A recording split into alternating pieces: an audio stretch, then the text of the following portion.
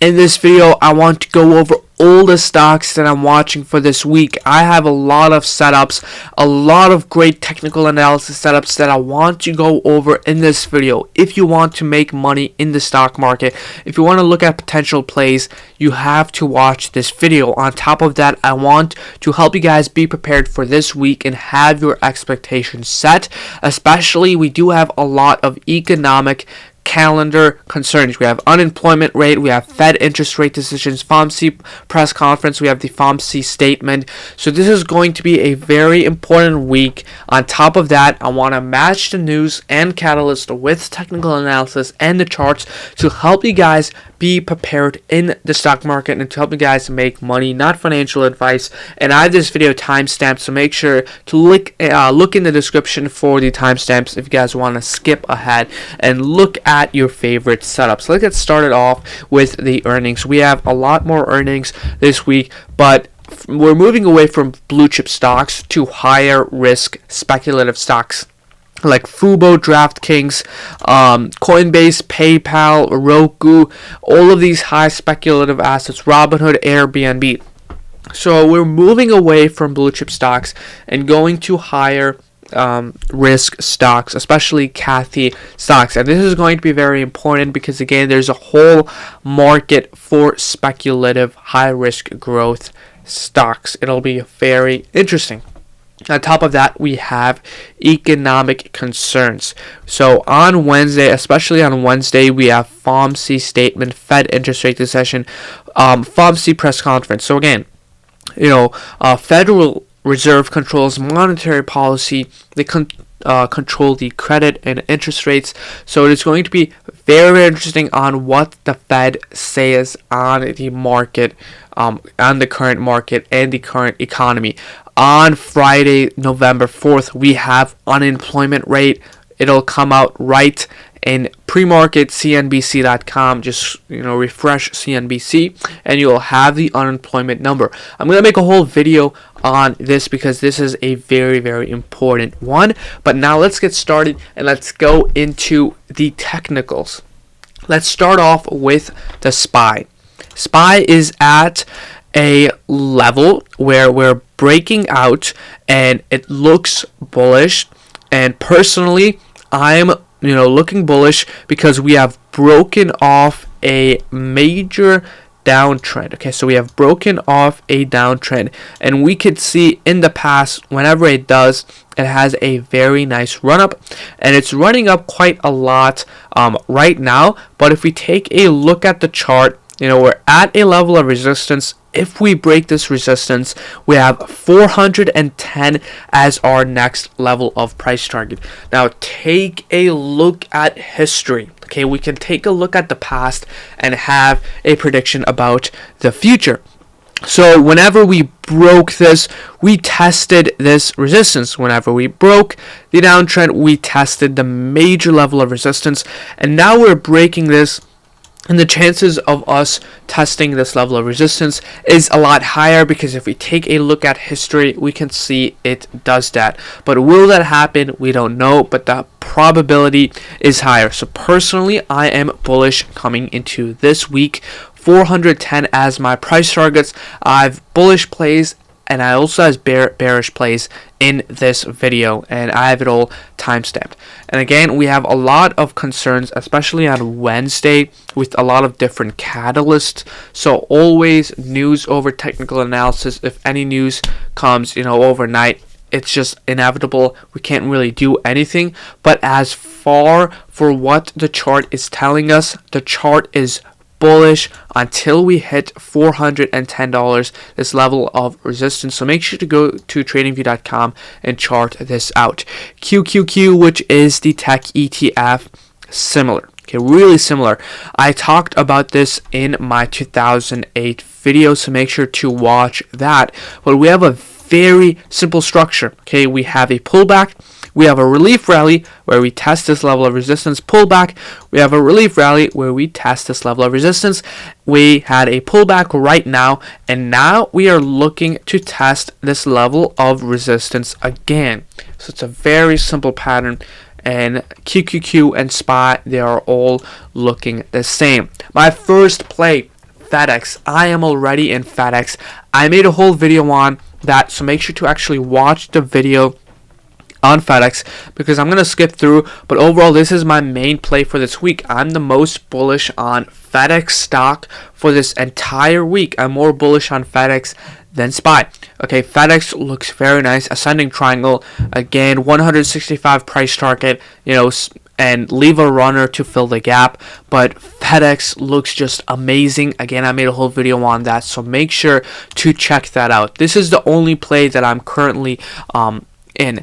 Now let's take a look at ticker symbol MU. Okay, MU, I'm taking a look at MU, and let's actually go over here at the top and let's switch to the weekly time frame. So each candle is a week, and we could see, I charted this out previously. We had a breakout from a symmetrical triangle. We broke a downtrend, and right now we are breaking a downtrend. MU looks very nice because we are breaking a downtrend. It is right at this level of resistance, and I'm looking to play calls a month out expiration to the upside on MU. This reminds me of a very similar play on ticker symbol M, which is Macy's. I made a whole video on this. It was on one of my videos, which was the top 5 stocks for October. So as you can see in the thumbnail, Macy's, great play, but I ended up not playing it. I kind of forgot about it. So the message that I'm trying to say is that I have a lot of setups that I'm watching, and I'm not going to play all of them. So please add it to your watch list, and if you want to play it, play it. But Macy's, it was a great play. I know someone who made a lot of money from this play, but I kind of just forgot about it, and I was busy watching my other stocks that I was looking at. So MU looks very nice. I'll talk more about that in another one of my videos, but I'm looking at potentially buying calls a month out because I just love this setup. Next, I have XLF. So this is kind of my bearish play. Okay, so this is a bearish play where, look, I'm taking a look at the chart, and we have tested this level of resistance many times. And the question is, I'm kind of looking to play puts here. I'm not that confident enough, but if I take a look at the chart, it is also, going for a overbought level on the RSI. If we can get some more confirmation, like, it gaps up and it creates a gap, and then I can play the gap to the downside, I would love that. But XLF, I'm looking at a put play potentially if it keeps running. We definitely do have a lot more, resistance levels for XLF, but XLF is at a major level of resistance, and keep in mind that this is the banks ETF. Now, since I was looking at banks, I looked at the Bank of America, and Bank of America also looks bearish, okay, because we are at a level of resistance. If I take a look at here, we are approaching this level of resistance, and I'm looking to play puts here. Okay, so $37 and potentially ride it down to the downside. Let's take a look at the RSI. The RSI is also going around the overbought level. Let's take a look at the weekly time frame. If we take a look at the weekly time frame, Bank of America has these consolidation periods. We have one going on over here. So, should we potentially play puts? Is the risk to reward worth it? Kind of answer that if you want to play it, but I'm just going to watch it right now. I might play it. I'm not sure, not fully confident, but I'm definitely watching it for this week. If it starts topping or if it starts gapping up, for sure looking at puts. Now, next I have Tesla. Now, as you guys know, okay, I'm currently shorting Tesla with TSLA short. So I'm bearish on Tesla. I made a whole video on this, so make sure to check that out. But I'm taking a look at Tesla. Let's take a look at the monthly time frame, and on the monthly time frame, it did close bullish, and I'm still holding my shares.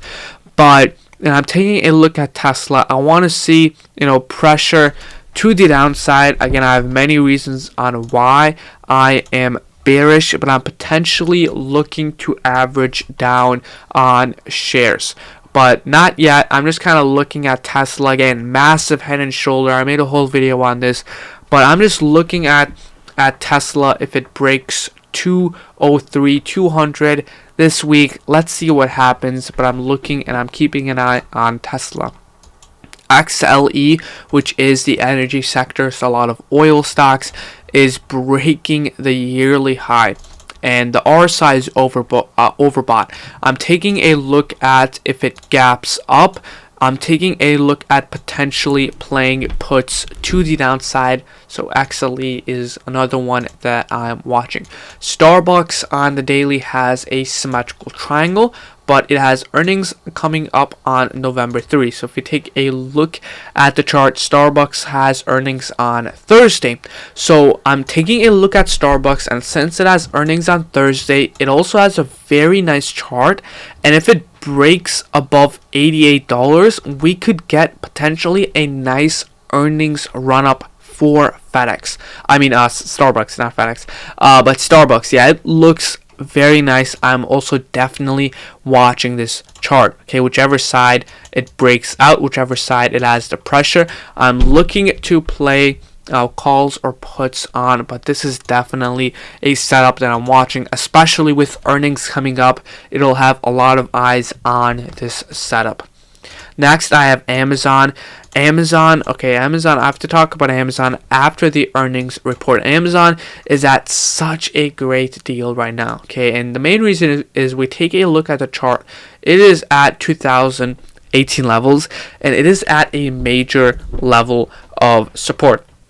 If we zoom in, we could see these wicks, okay, where it hit this level and it bounced back, even this wick over here. So the risk to reward for Amazon is very nice, because first of all, we have a very nice number $100 calls over here, and a very tight stop loss if it breaks this level on the weekly time frame. So Amazon is one that I'm watching for the long-term people, for a longer term swing.